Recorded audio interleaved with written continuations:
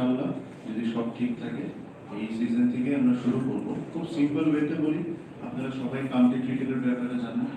County ক্রিকেটের first 11, second 11 থাকে। For example Middlesex first 11, Middlesex second 11।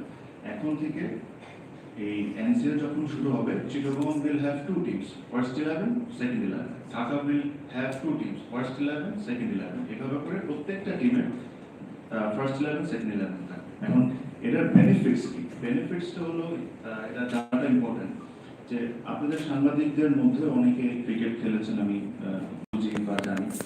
তো আপনি দেখবেন যে ফার্স্ট 11 এর কিছু প্লেয়ার থাকে যারা তাদের জীবনের maximum time 12 man, 13 man, 14 man হয়ে রয়েছে, তারা কোনো সময় খেলার সুযোগ পায়।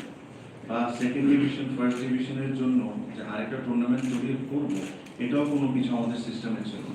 তো সেকেন্ড 11 যখন আমরা করা শুরু করবো, বেসিক্যালি engaging another 100, 150, 200 cricketers